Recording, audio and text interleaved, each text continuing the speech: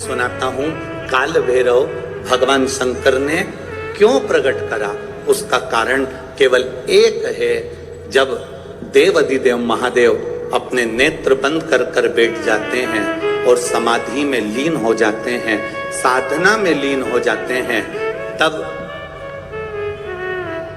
काल भैरव का दायित्व बढ़ जाता है। भैरव का दायित्व बढ़ जाता है। और भैरव का क्या दायित्व बढ़ता है तो सुनो, लक्ष्मी भैरव का दायित्व यह बढ़ जाता है कि जो शंकर के शिवालय में पहुंचता है, जो शंकर के शिवालय में पांव रखता है, जो शंकर के शिवालय में अंदर पहुंचकर शिवालय में अपना चरण रखते रखते रखते रखते देहली से जब अंदर जाता है और शिवालय में शंकर भगवान के शिवलिंग की आराधना करता है, जल चढ़ाता है, शमी पत्र चढ़ाता है, बेल पत्र चढ़ाता है, कमल पुष्प चढ़ाता है, भगवान की श्रृंगार कर कर चंदन अबीर गंध से जो पूजन करता है भगवान की, जब वो अंदर प्रवेश करता है तो भैरव का दायित्व ये हो जाता है कि उसके दुख को भैरव उसी समय पर भक्षण कर लेता है और उसको सुख देकर भेज देता है। ये भैरव का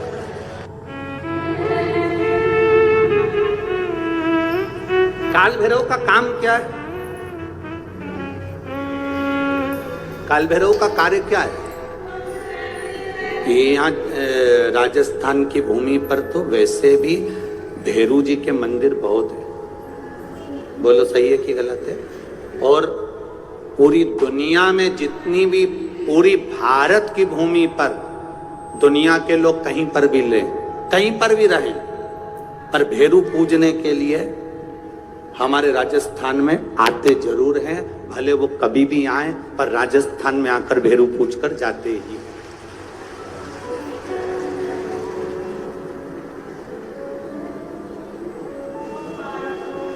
भैरव का काम क्या है? शंकर भगवान ने क्या केवल एक ब्रह्मा जी का सिर काटने के लिए काल भैरव को प्रकट करा? केवल एक कार्य के लिए ब्रह्मा जी ने, भगवान शिव जी ने काल भैरव को प्रकट करा? केवल एक काम के लिए नहीं। मेरा भोलेनाथ एक कार्य के लिए काल भैरव को कभी प्रकट नहीं कर सकता, क्योंकि मेरे भोलेनाथ ने जब जब जो काम किया है वो संपूर्ण ब्रह्मांड के कल्याण के लिए किया है। इसलिए ब्रह्मा के सिर काटने के लिए, अकेले केवल ब्रह्मा का सिर काटने के लिए भगवान काल भैरव को प्रकट नहीं कर सकते। तब काल भैरव के प्रकट होने का कारण क्या है? भैरव के प्रकट होने का कारण क्या है? भैरू जी के प्रकट होने का कारण क्या है? भैरव प्रकट क्यों हुए हैं? तो शंकर भगवान जब काल भैरव जब नारायण के यहाँ बैकुंठ में गए और भगवान बैकुंठ में जब पहुंचे तो लक्ष्मी जी ने भगवान नारायण से पूछा, प्रभु मेरे मन के संशय को मिटाइए, ये भैरव प्रकट क्यों हुए हैं? केवल ब्रह्मा का सिर काटने के लिए?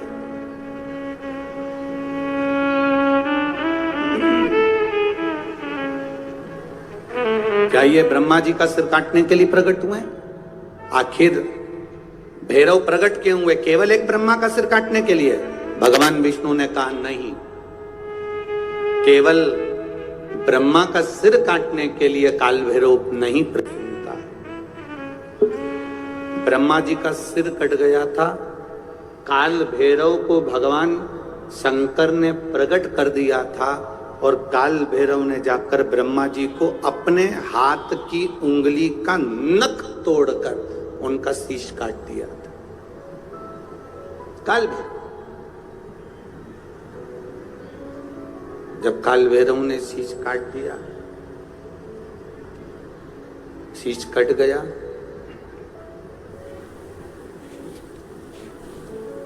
भैरव काल भैरव का आदर, सम्मान, सत्कार सभी देवताओं ने किया।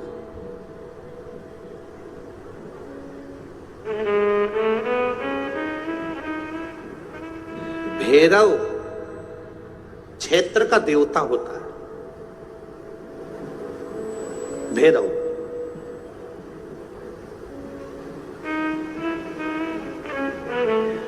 64 तरह के भैरव होते हैं। कितने तरह के? 64। 64 तरह के भैरव होते हैं और 64 तरह के भैरव, जितने भैरव होते हैं उतनी भैरवी होती है, क्योंकि शिव के साथ शक्ति जरूरी है, भैरव के साथ भैरवी जरूरी है, क्योंकि भैरव शंकर भगवान का एक अंश रूप है, क्योंकि शिव ने उसको प्रकट करा। हाँ, दुनिया के लोग भले भैरव जी को बदनाम करने में लगे, ये तो शुरू से चला आ रहा है। भैरव जी को कोई बीड़ी पिला देता है, कोई सिगरेट पिला देता है, कोई कह देता है कि भैरव बाबा को तो बीड़ी दे दो, भैरव बाबा को तो सिगरेट दे दो। ये ढोंग और प्रपंच मेरे शंकर की कथा में नहीं है।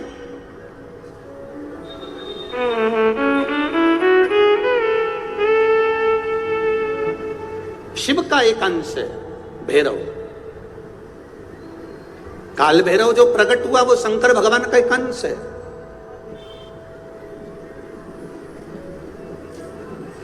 काल भैरव जो प्रकट हुए वो शिव का एक अंश रूप है।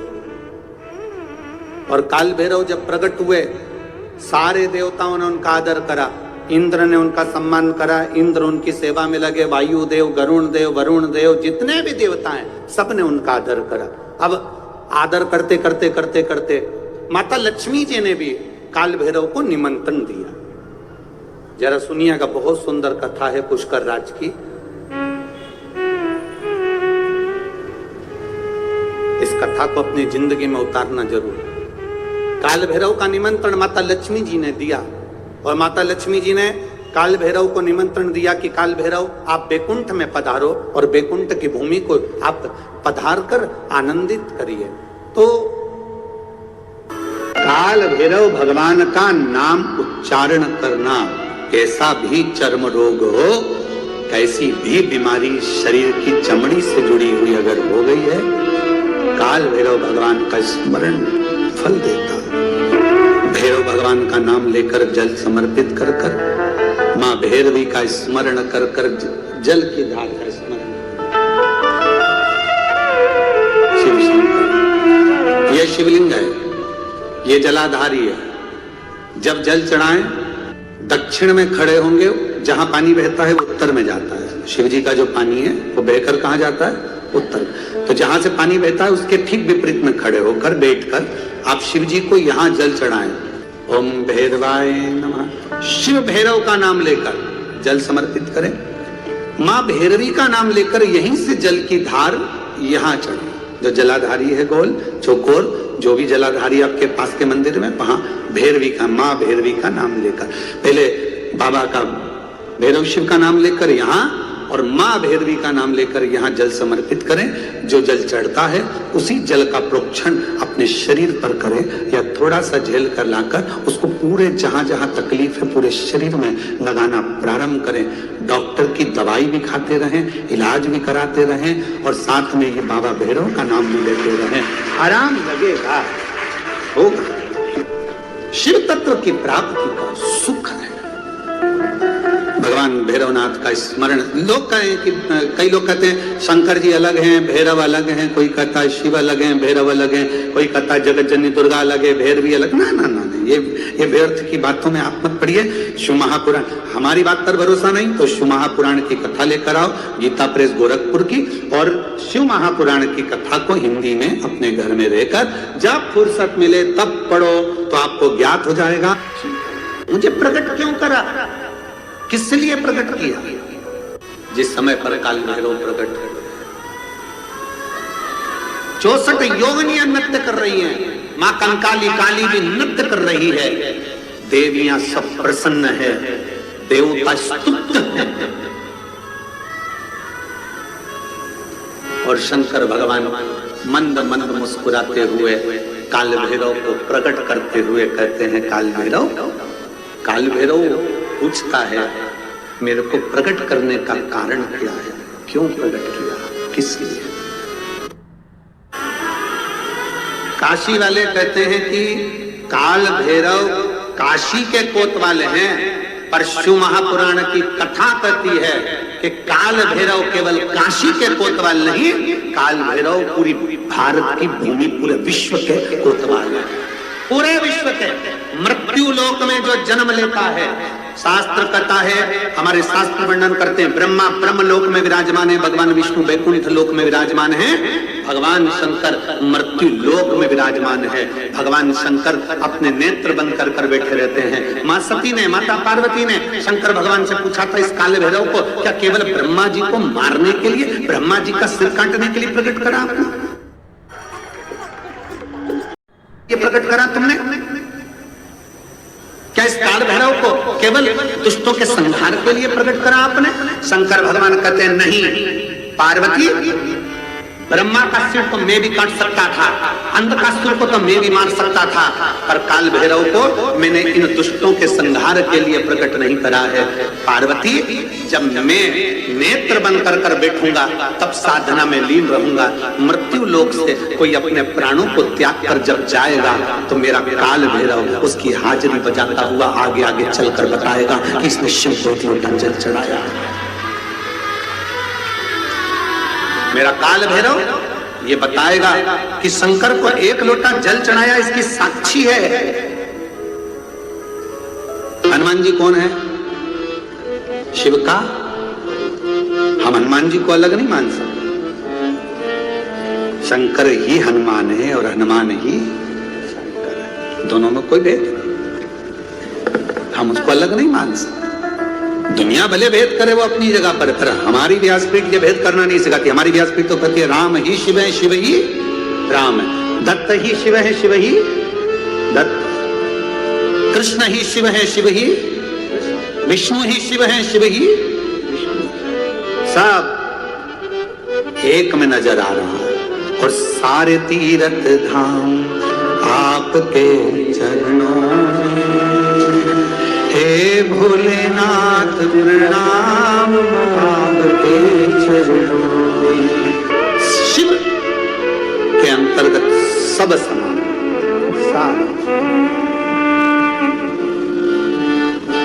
यहां शिव से अलग कुछ। जब ब्रह्मा जी झूठ बोल दिए, ये शिवलिंग में से निकली हुई वाणी असत्य है, तब मेरे देव अधिदेव महादेव भगवान शंकर ने अपना स्वयं, मेरे शिव जी ने अपने ही अंगुष्ठ भाग से, स्वयं अंगुष्ठ भाग से काल भैरव को प्रकट किया। जितना रुद्राक्ष में बल होता है, शिव जी के नयन अश्रु से प्रकट हुआ रुद्राक्ष, वैसा की वैसा ही बल काल भैरव में होता है, भैरव में होता है, बटुक भैरव में होता है। वैसा कि जैसे किसी भी अष्टमी तिथि को 12 महीने में शुक्ल पक्ष कृष्ण पक्ष की अष्टमी तिथि पड़ती है। यदि किसी भी अष्टमी तिथि को अगर किसी ने नियम बनाया 5 अष्टमी का, 8 अष्टमी का, 7 अष्टमी का, एक कनेर का पुष्प शिवजी के शिवलिंग को समर्पित करना, अशोक सुंदरी के स्पर्श करना, और जो जलाधारी होती है, जैसे ये शिवलिंग है, ये जलाधारी है, तो पहले शिवलिंग पर स्पर्श, फिर अशोक सुंदरी का स्पर्श, फिर जलाधारी पर कनेर का पुष्प शिव जी की ओर मुख कर कर, अर्थात जैसे मानो ये कनेर का पुष्प है, तो ऐसा शिवलिंग का स्पर्श करते हुए जलाधारी पर जो समर्पित करता है, भगवान शंकर उसके मन की कामना को पूर्ण जरूर करते हैं। एक कनेर का विवाह नहीं हो रहा, हम तो टेंशन में पड़ गए, लड़की 28 साल 30 साल का लड़का हो गया, विवाह नहीं हो रहा, कुछ मत करो। अष्टमी तिथि आए तो अशोक सुंदरी वाली जो जगह है वहां पर हल्दी की 7 बिंदियां लगा दो, लड़का लड़की का हाथ उस बिंदी पर रखवा दो, उसका नाम गोत्र बोलो, उसी हल्दी में उसके हाथ पीले करवा दो, और पीपल के पेड़ पर उस हाथ के 5 छापे पड़वा दो। 3 महीने में विवाह पक्का हो जाता है महाराज। और कोई माताएं कह देती हैं, कोई बच्चा कह देता है मम्मी मुझे याद नहीं होता, याद करता हूँ परीक्षा हॉल में जाकर भूल जाता हूँ, मैं कुछ पढ़ता हूँ बाद में जाके भूल जाता हूँ, स्मरण में नहीं रहता। तो उनसे भी निवेदन है, आप माँ नील पाठ नहीं पढ़ सकते, स्तोत्र नहीं कर सकते, संस्कृत में नहीं पढ़ सकते, तो माँ नील सरस्वती के नाम से अष्टमी, नवमी और चतुर्दशी के दिन एक शंख पुष्प को, नीला कलर का जो फूल होता है, बेल में लगा होता है, जो शिव जी को अति प्रिय होता है, उस पुष्प को आप जलाधारी पर रख दीजिए। जलाधारी जानते हो ना सब लोग, शिवलिंग पर नहीं, जलाधारी पर रख दीजिए और जल चढ़ाना 7 बार प्रारंभ करिए। बाबा देव अधिदेव महादेव आपको याददाश्तता में प्रवर करेगा। परीक्षा हॉल में जितना तुम याद कर कर गए हो, अच्छी मेहनत कर कर गए हो, तो भूलोगे नहीं, तुम्हारी बुद्धि तीव्र होती चलेगी, प्रबल होती चलेगी। मंगलवार को अगर शिव जी के मंदिर में, शंकर के मंदिर में जाकर 1 लोटा पानी चढ़ाया जाता है तो हमारे कार्य में उन्नति होती है। और बहुत ज्यादा संकट है, बहुत ज्यादा परेशानी है, तो हनुमान चालीसा का पाठ करो तो तिल्ली के तेल का दिया लगाओ, काली तिल के तेल का दिया, तिल का तेल का दिया हनुमान जी के सामने आसन बिछाकर। बहुत तकलीफ है तो 3 पाठ प्रतिदिन करो और एक आसन से जितने समय 9 बजे अगर आप बैठते हो पाठ करने तो 9 बजे ही बैठना है। अगर आप बैठते हो पाठ करने तो 9 बजे ही बैठना है। 11 दिन तक प्रतिदिन 3 पाठ रोज करो। एक पानी का लोटा, कलश, तांबे का जल, अर्थात तांबे का लोटा हो, स्टील का लोटा हो, तुम्हारे पास जो कलश हो उसमें जल भरकर, एक सिक्का उसमें पटक कर, एक लौंग पटक कर प्लेट से ढक कर रख दो और प्रतिदिन बस टाइम पर बैठकर पाठ करो। 11 दिन पूर्ण होंगे, जिस कामना से आपने पाठ करा है बस वो सिक्का, वो लौंग कलश में से निकाल लो, जल का आचमन करो और जिस काम के लिए करा है वो जल उस प्रयोग में ले लो। उस प्रयोग, किसी से बात करने जाना है तो वो जल पी कर जाएंगे, कोई से हाथ मिलाना है तो वो सिक्का, वो लौंग अपने हाथ में रखें, अपने साथ रखें। कई लोग कहते हैं हम तो बहुत दिनों से हनुमान चालीसा पढ़ रहे हैं, हम बहुत समय से राम रक्षा स्तोत्र का पाठ कर रहे हैं, हम बहुत समय से ये कर, अरे तो उसको नियम से तो करो। हनुमान चालीसा का प्राकट्य केवल एक दिल से की गई स्तुति। हनुमान जी महाराज की स्तुति, राम जी महाराज की स्तुति तुलसीदास जी ने केवल दिल से करी थी, केवल मन से। और ये नहीं कहते कि हनुमान चालीसा पढ़ोगे तभी भगवान, नहीं, आप दिल से अगर भगवान को पुकार लीजिए, आप दिल से पुकारो उसको, वो आएगा। 2 जो पत्तियां हैं, इन पत्तियों के ऊपर एक एक शमी पत्र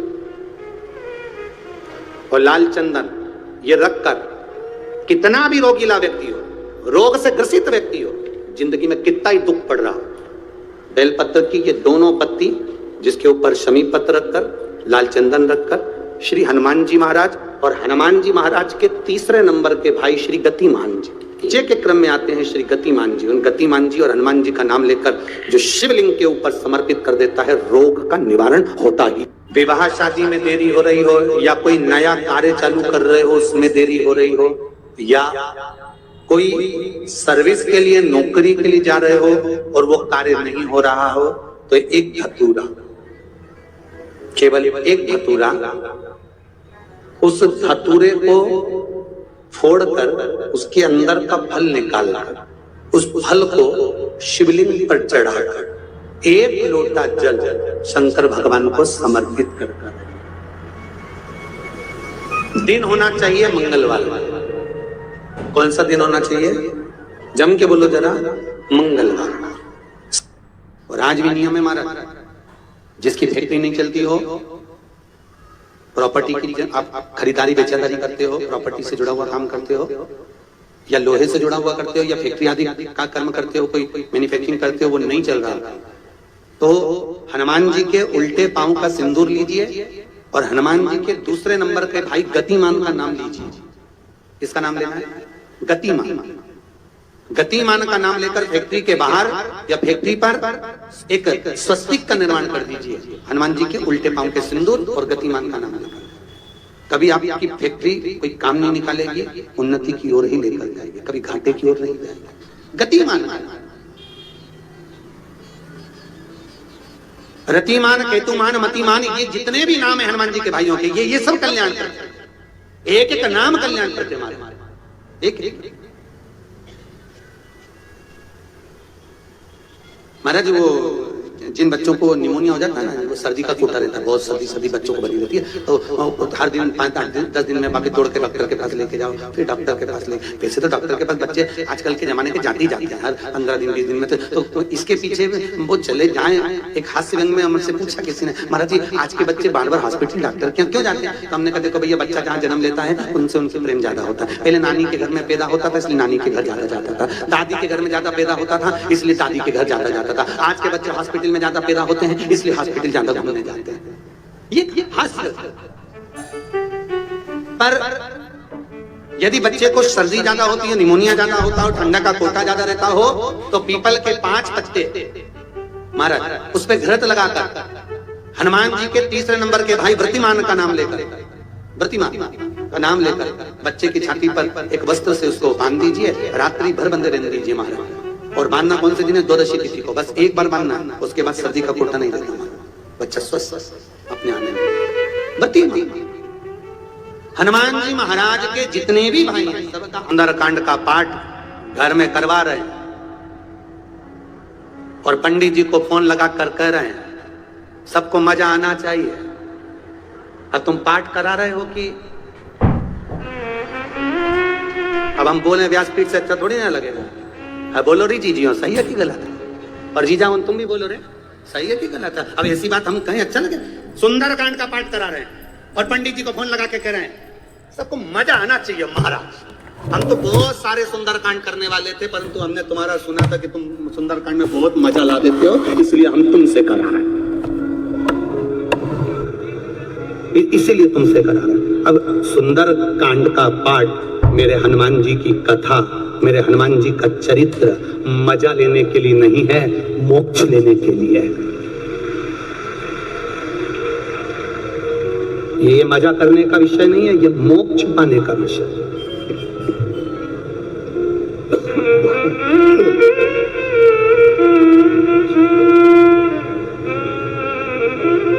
जितने लोग सुंदरकांड में आकर बैठते हैं उन्हें चौपाई से कोई मतलब नहीं होता, उन्हें तो बस महाराज ने भजन गाया और इन्होंने नाचना प्रारंभ करा। जिस सुंदरकांड में लोग ज्यादा नाच लें समझ लो वो सुंदरकांड सफल हो गया। नहीं, शिव महापुराण की कथा कहती है भगवान शंकर का एक अंश अवतार है मेरे श्री हनुमान जी महाराज। जब आप हनुमान जी के नाम का उच्चारण करें, जब आप हनुमान जी के नाम की भक्ति करें, तब जैसे हनुमान के हृदय में राम निरंतर दौड़ते रहते हैं, उस समय पर आपके भीतर राम नाम दौड़ना चाहिए, तो समझो कि हनुमान की भक्ति प्राप्त है, तो समझो कि हनुमान जी की भक्ति प्राप्त है। एंजॉय के लिए नहीं, मजे के लिए नहीं, भक्ति के लिए। कल आपको कथा में कहा था भीड़ बढ़ाने के लिए शिव पुराण में मत आना, कल भी कथा में कहा था और आज भी कराएं। भीड़ बढ़ाने के लिए शिव महापुराण में आने की जरूरत नहीं है, जिसको भीड़ बढ़ाने का शौक हो वहां चले जाओ। भीड़ बढ़ाने के लिए कभी शिव पुराण में मत आना, शिव पुराण में आओ तो भक्ति बढ़ाने के लिए आना कि मुझे शंकर का गुणगान करना है, मुझे भजन करना है, मुझे एक लोटा जल देवादिदेव महादेव को चढ़ाना है, मुझे शिव तत्व को प्राप्त करना है, मुझे शंकर का गुणगान करना है। मैं शिव पुराण से सीख कर जाऊंगी तो एकांतेश्वर महादेव को अगर कुछ नहीं चढ़ाऊंगी, 5 पेड़ की पत्ती तोड़कर चढ़ा दूंगी तो मेरा एकांतेश्वर राजी हो जाएगा। ये सीखना है हम। और मेरा विश्वास कहता है जितने लोग आस्था चैनल पर कथा सुन रहे हैं, जितने फेसबुक पर कथा सुन रहे हैं, और जितने छत्तीसगढ़ की इस भिलाई की इस पाटनगर की पावन भूमि पर कथा सुन रहे हैं, ये मेरा विश्वास कहता है जिन्होंने एकांतेश्वर महादेव की कथा को सुना है कभी एकांत में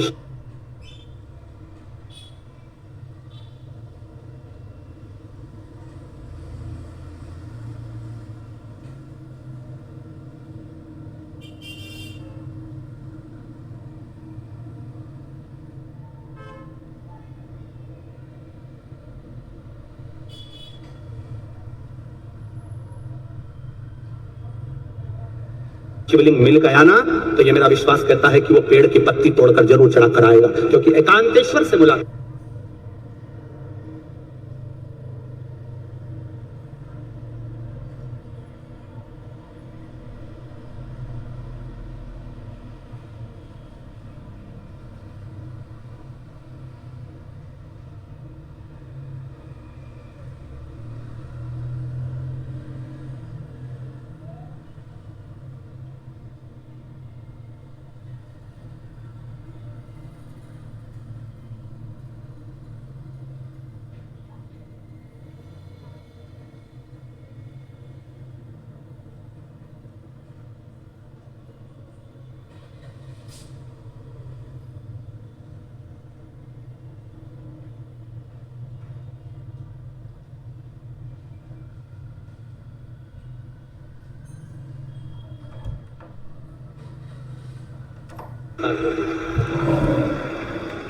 कथा में जाओ तो कुछ सीख कर जाओ।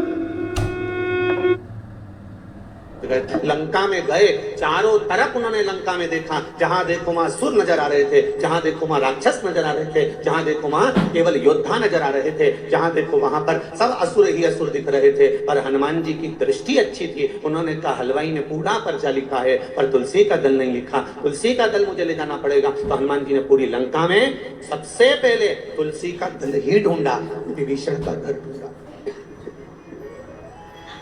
विभीषण का घर ढूंढा उन्होंने सबसे पहले, तुलसी का दल ढूंढा उन्होंने सबसे पहले। और वो तुलसी के दल को उन्होंने जब देखा तो वो तुलसी के दल को देखकर समझ गए कि इस पूरे लंका में कोई एक है जो भगवत भजन करने वाला। फिर क्या देखा हनुमान जी ने कि विभीषण की धर्म पत्नी शर्मा दिया लेकर आई है और तुलसी के क्यारे में लगा रही है।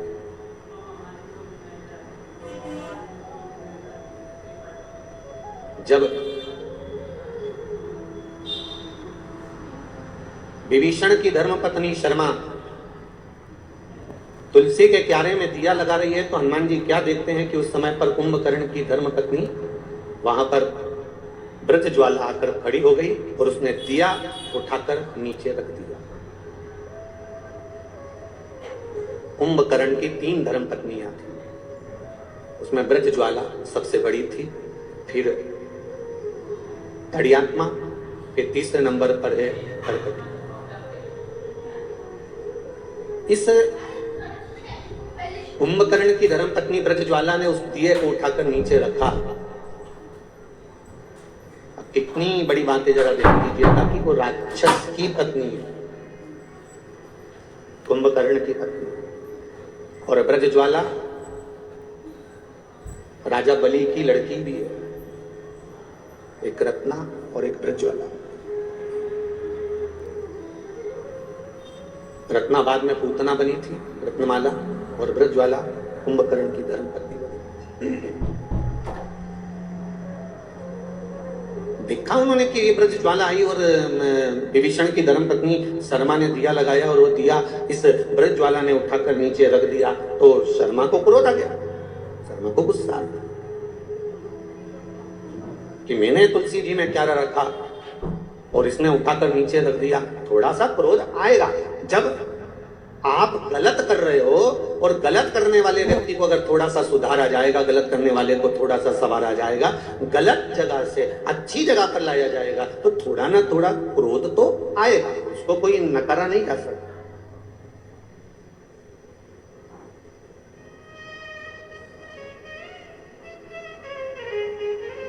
आपकी होए चाहे हमारी होए, प्रत्येक मनुष्य के जिंदगी की शुरुआत, प्रत्येक मनुष्य के जिंदगी की शुरुआत रोने से होती है। कैसे होती है? बोलो बोलो, जम के बोलो जरा। रोने से।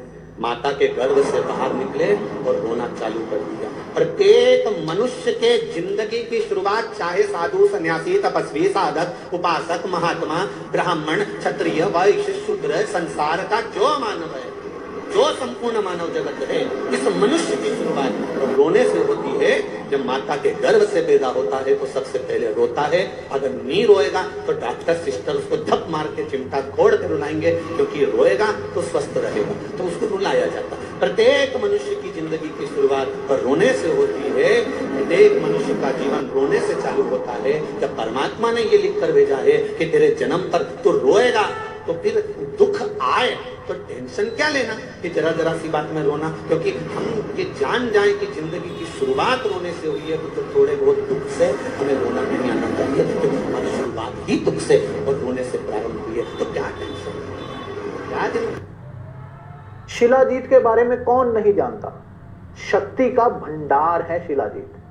शिलाजीत खाने वाला मर्द कभी कमजोर नहीं पड़ सकता। जोड़ दर्द, कमर दर्द, शुगर, डायबिटीज, किसी भी